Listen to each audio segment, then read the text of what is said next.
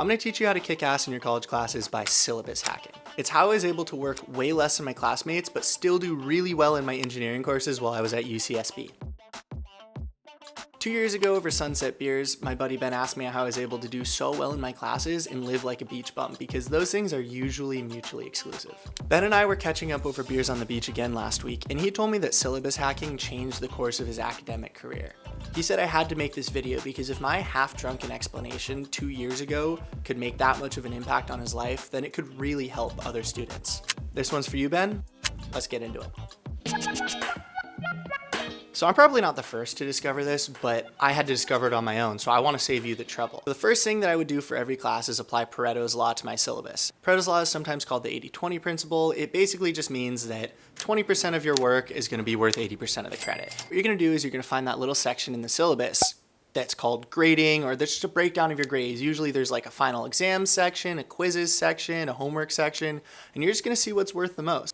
I had a class once where class participation was worth so little of the grade that I could literally just read the textbook and not even show up to class and still get an A.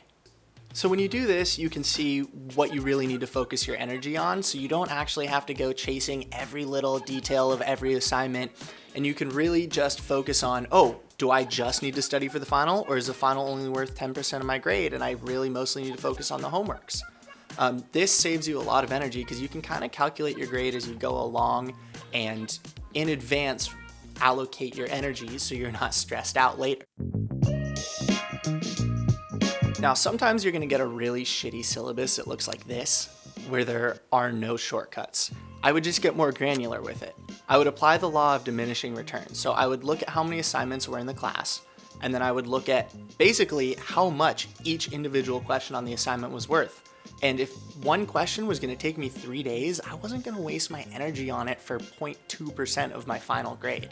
Like, yeah, I get it. Okay, that could be like the difference between an A and a B. But if you're applying this to everything and you're really just missing 2% over the course of the entire class, you're still probably going to get an A. The key to this, though, is you have to make an attempt at everything. Because if you can pick up the points easily, why not do it? But if it's going to be just a huge stress fest and it's going to waste all your time and take away from your quality of life over this one question that really doesn't do anything for your grade, just put down anything, and chances are, if you're in engineering at least, you'll get partial credit. You won't even miss that full 0.25% off your grade. Most likely it'll only be like 0.05% off your grade. Your best guess when you're not stressed out and overthinking it is usually a lot better than you think it is.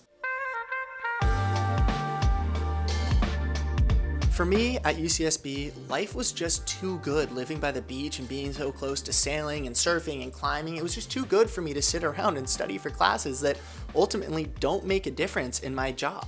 A lot of them did, but most of them didn't. The most important skills that I learned in college had nothing to do with academics. It was time management, it was personal discipline, it was how to exercise and eat right and take care of my body, and how to not waste my time. So basically what I'm getting at is sometimes it's best just to aim to pass the classes so you can stay in school and learn the other stuff that being in school teaches you indirectly. So that's it. That's syllabus hacking. I want to see you go kick ass at school and then in life. Thanks for watching.